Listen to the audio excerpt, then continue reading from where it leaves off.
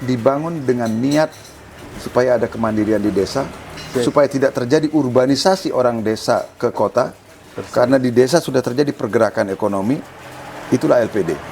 Maka dasarnya dibuat berdasarkan hukum adat. Nah, sekarang kalau dia terus menerusan dalam tanda petik diganggu dengan persoalan ini, saya khawatir nanti siapapun yang jadi pengurus LPD akan selalu cemas bahwa suatu ketika dia akan dituduh melakukan tindak pidana korupsi dengan alasan yang seperti itu. Kalau saya melakukan penyalahgunaan sekian miliar misalnya, saya cuma dihukum 5 tahun atau 10 tahun, sementara saya bisa menghidupi itu dengan sampai anak cucu saya, udahlah saya di penjara 10 tahun nggak apa-apa. Kalau misalnya ada orang berpikir begitu, gimana terjalan keluarnya? Om Swastiastu, Sawitra Malining, Sane Wangyang Titiang, Mugi Sami pada kena rahayu. Kita akan berbincang dengan seorang narasumber yang khusus, yang luar biasa. Tidak lain, beliau adalah Profesor Dr. Idewa Gede Palguna SH.M. Hum yang sudah kita kenal bersama. Om Swastiastu, Haji. Om Swastiastu, nggih. Prof, niki satu hal yang debatable sampai sekarang niki. LPD, Prof, kan berdiri di awal-awal itu karena istilahnya ini juga bervariasi. Ada itu menafsir sebagai bantuan, ada menafsirkan sebagai penyertaan modal dari pemerintah, dan istilah-istilah yang lain. Yang penting, yang jelas ada uang masuk ke LPD, uang bantuan ada yang menyebutkan itu, atau uang penyertaan modal, atau uang hadiah itu, kan begitu nih kan. Nah, oleh pemerintah, kemudian oleh APH itu dianggap memang pemerintah punya uang di sana. Kemudian ketika terjadi penyimpangan di LPD, yaitu ya pinsos itu. Ya. Niki karena sangat merisaukan di desa adat, yang Prof, punapi niki kita di desa adat merespon niki. Terus Prof. Saya sudah 2 kali rasanya membicarakan soal ini, dan pada 2 kali itu pula saya berbeda pendapat dengan kejaksaan dalam soal ini. Ya, karena ya itu tadi. Lagi-lagi biang keroknya adalah adanya prinsip unsur kerugian keuangan negara itu. Kan itu tadi kan sana. Kalau itu dianggap sebagai penyertaan dana pemerintah, kan berarti ada keuangan negara di sana. Kan begitu anunya kan? Maka diambil lah, masuk tindak pidana korupsi di situ. Karena ada unsur kerugian keuangan negara atau perekonomian negara itu. Ya, seolah-olah mau dicari-cari lah, kan gitu anunya. Coba kalau tidak ada unsur itu lagi-lagi, kan tidak ada perdebatan ini. Ya kalau dia menyalahgunakan wewenang, ya sudah. Nah, makanya saya katakan, kenapa dia mesti ditangkap dengan tindak pidana korupsi? Sehingga kita capek-capek lalu mengkonstruksikan ada unsur kerugian keuangan negara di dalamnya. Kenapa Anda tidak tangkap dia dengan penyalahgunaan wewenang? Kan tidak pidana juga. Kita kan desa adat sekali lagi kan tidak boleh juga melindungi pelaku tindak pidana kan. Kan kalau dia menyalahgunakan wewenang itu kan dia pidana juga. Lalu pengembalian kerugiannya gimana? Kan ada praram. Jangan lupa LPD itu didirikan dasarnya dengan desa adat loh. Dapat dengan hukum adat loh. Ya, hukum adat. Maka dia dikecualikan dari pemeriksaan OJK kan. Dari lembaga keuangan mikro. Itu jelas itu pasal 39 itu mengatakan di Undang-Undang Lembaga Keuangan Mikro itu. LPD, Lembaga Perkreditan Desa, dan Lumbung Pitih Nagari disebutkan itu 2. Dan lembaga keuangan lain yang berdasarkan hukum adat tidak tunduk pada undang-undang ini. Artinya apa? Enforcementnya kalau terjadi pelanggaran untuk soal itu ada di desa adat. Waktu kita ketemu dengan beberapa teman kawan-kawan LPD mengenai soal ini, saya katakan, kenapa Anda tidak membuat misalnya rumusan bersama untuk menanggulangi kalau terjadi penyalahgunaan seperti ini? Bagaimana cara pengembalian kerugian yang dilakukan itu dari penyalahgunaan itu? Sehingga ya secara pidana negara mengambil tanggung jawab itu, menghukum orangnya. Tetapi karena ini didasarkan pada hukum adat, nah pengembalian kerugian itu Kan dasarnya bisa dengan entah praram atau apalah namanya itu. Saya sampai katakan, kalau Anda menggunakan prinsip-prinsip akuntansi modern untuk menghitung untuk kemudian Anda jadikan sebagai praram, kan tidak salah. Kita gunakan sebagai dasar untuk misalnya untuk mengembalikan kerugian yang terjadi itu tidak salah. Sama dengan misalnya ketika hukum adat kita kemudian diadopsi menjadi ketentuan hukum internasional, bahkan misalnya seperti perjanjian bagi hasil itu di dalam hukum adat itu kan oleh almarhum guru kami Profesor Mokhtar Kusumaatmadja, itu kan dijadikan ketentuan hukum internasional menjadi joint development agreement dulu, misalnya antara soal celah Timor dulu itu. Itu kan dari prinsip hukum adat diambil ke sana.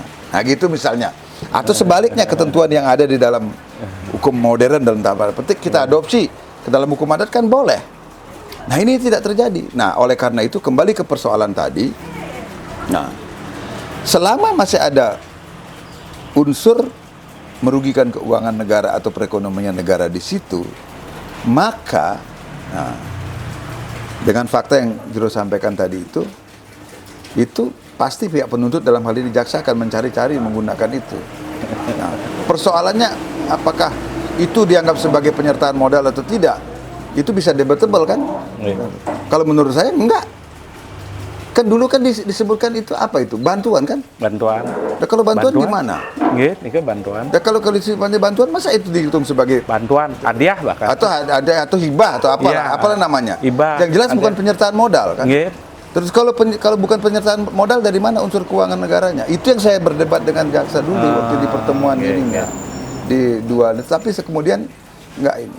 Nah, tapi kan faktanya kemudian beberapa kasus yang begitu lalu diputus bersalah juga oleh pengadilan. Saya nggak tahu juga ya gimana, karena kita kan itu sudah unsur memang sudah merupakan kewenangan hakim untuk menyampaikan. Tapi perdebatan akademiknya menurut saya sampai sekarang saya masih menganggap ya itu tidak masuk ke dalam pengertian tidak pidana korupsi kalau kita masih menggunakan pasal 2 dan pasal 3 Undang-Undang Tipikor itu. Karena kita masih ada melekat unsur keuangan negara situ.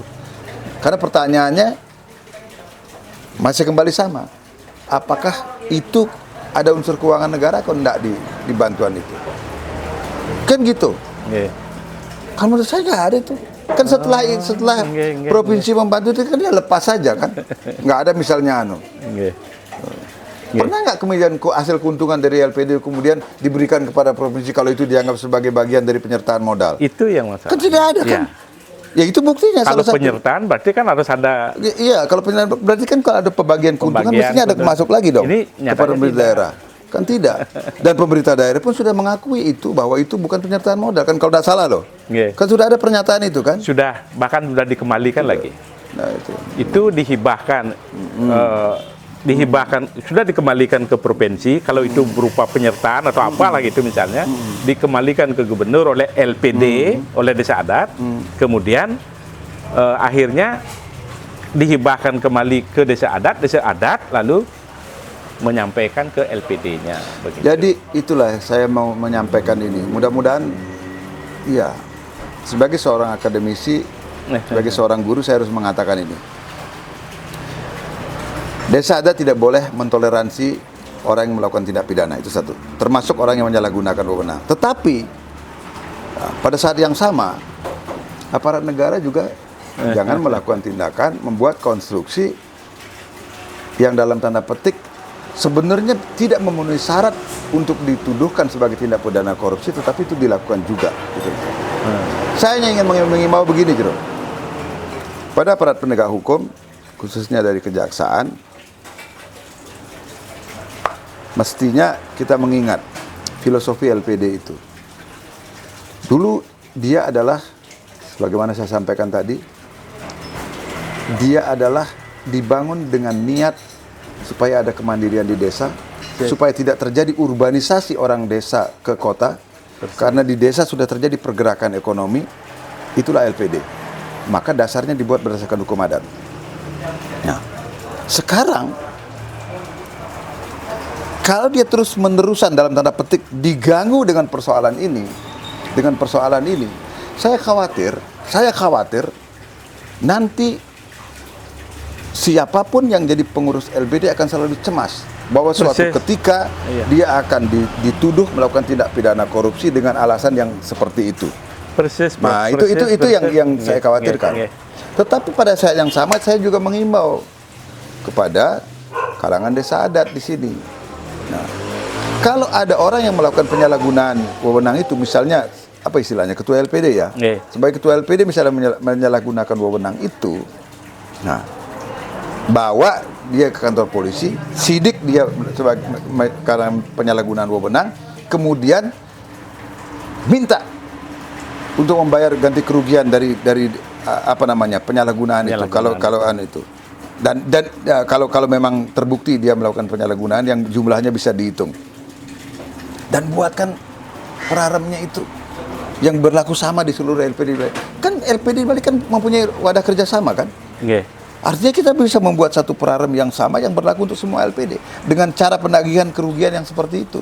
Ini udah 2 kali pertemuan, ini mungkin yang ketiga, yang keempat saya ngomong ini itu. Tapi kan nggak terjadi juga perubahan seperti itu. Nah, andai katanya mekanisme itu bisa dilakukan, saya kira orang yang mau menyalahgunakan akan berpikir. Kalau sekarang, mohon maaf ya, sekarang misalnya kalau ada yang berpikir rasional dengan logika yang sederhana saja. Nah, kalau saya melakukan penyalahgunaan segini, sekian miliar misalnya, saya cuma dihukum 5 tahun atau 10 tahun, sementara saya bisa menghidupi itu dengan sampai anak cucu saya, udahlah saya di penjara 10 tahun nggak apa-apa. Kalau misalnya ada orang berpikir begitu, gimana terjalan keluarnya? Gini loh, saya mumpung ingatnya. Apa yang ditakuti oleh koruptor itu? Kan miskin. Yang ditakuti. Nah, kalau ada mekanisme untuk mengembalikan apa yang dikorupsi itu, ya, dalam hal ini yang di LPD misalnya melalui perarem itu, lalu dia kan akan kehilangan motif untuk melakukan tindak pidana korupsi itu. Dan nasabah juga merasa nyaman. Kalau mereka hanya membayar dengan hukuman badan itu, lalu ya kan, uang mereka di mana? Kan nasabah kita nggak ada. Ya, saya nggak membutuhkan dia dihukum kok. Saya butuh uang saya kembali. Kan begitu. Persis. Nah, tetapi kalau sekarang kalau sudah ada mekanisme yang jelas, mekanisme pengembalian kerugiannya dari akibat penyalahgunaan itu sudah diatur dalam perarem. Kemudian dia juga terancam oleh hukuman negara karena melakukan penyalahgunaan wewenang dengan masuk penjara. Lalu apa lagi motif dia untuk melakukan tindakan itu? Kalau saya kok agak optimis ya. LPD kita akan bertumbuh sehat kalau itu ada juga. Dan kemudian aparat penegak hukum juga nggak perlu capek-capek membuktikan unsur keuangan negara gini gitu macam-macam. Kalau dia tangkap saja dia karena penyalahgunaan wewenang, kemudian pengembalian kerugiannya itu serahkan kepada desa adat karena sudah mempunyai mekanismenya lewat perarem bersama. Coba, itu kan sebenarnya secara teori mudah itu kok dilakukan. Karena tinggal membuat kesepakatan antar masing-masing desa adat yang sudah mempunyai LPD itu berapa jumlahnya sekarang? Berapa Jero? LPD yang ada di Bali katakan. LPD berapa? Ya. Desa adat kita 1.500 di bawah itu. Nah, katakanlah mempunyai semua mempunyai itu. Dan yang bermasalah kan cuma beberapa ini, tapi seolah-olah seluruh negara kiamat ini karena soal ini kan. Itu. Perjuru kita, petugas di LPD yang mempunyai niat baik untuk LPD-nya akhirnya dihantui nih. Iya. Jangan sampai melakukan hal yang tidak disengaja, disadari, mereka masuk. Itu yang menjadi keresauan atau mereka. Begini Jero, atau misalnya kadang ada semeton kita yang sentimen di desa adat, kemudian di karang-karang dia dilaporkan atau apa lagi, padahal dia sudah ngayar dengan, misalnya kan gitu. Dan dia menggunakan cara yang seperti ini karena dia mempunyai contoh. Oh ternyata dia bisa kok dituduh korupsi. Nyatanya sudah ada putusan yang ini kok. Si ini ketua LPD ini sudah dihukum dengan ini. Kan itu. Jadi akhirnya campur baur antara persoalan pribadi dengan persoalan publik di sini antara kepentingan keramodanan. Nah itu supaya tidak ada persoalan seperti itu, makanya saya katakan tadi, himbauan saya kepada aparat penegak hukum, kalau ada yang seperti itu, tangkap dia karena penyalahgunaan wewenang, kemudian untuk unsur pengembalian kerugiannya, serahkan kepada desa adatnya lewat perarem. Tapi perarem harus segera dibuat oleh seluruh desa adat yang ada di Bali ini. Sehingga siapapun yang melakukan tindakan seperti itu, dia akan terancam untuk mengembalikan itu dan terancam penjara pula oleh hukum negara. Jadi ada 2 hukum yang bekerja di situ kan gitu. Dua Iya, iya. Karena LPD didirikan berdasarkan desa adat. Sadat. Kemudian kesalahan mereka secara negara. Iya, juga kalau ke negara karena kurang. penyalahgunaan wewenang. Nggih, nggih, nggih. Dia dipenjarakan. Nggih. Clear. Kemudian clear. mengembalikan kerugian itu. Sehingga kita juga melindungi masyarakat dan sekaligus juga menghukum dalam tanda petik penjahat yang melakukan kejahatan kan gitu. Betul. Sehingga dengan demikian lembaga yang bernama LPD ini tetap bisa dijaga kemurniannya dari ide awalnya untuk memajukan desa adat. Demikian, terima kasih. Om Santi Santi Santi Om.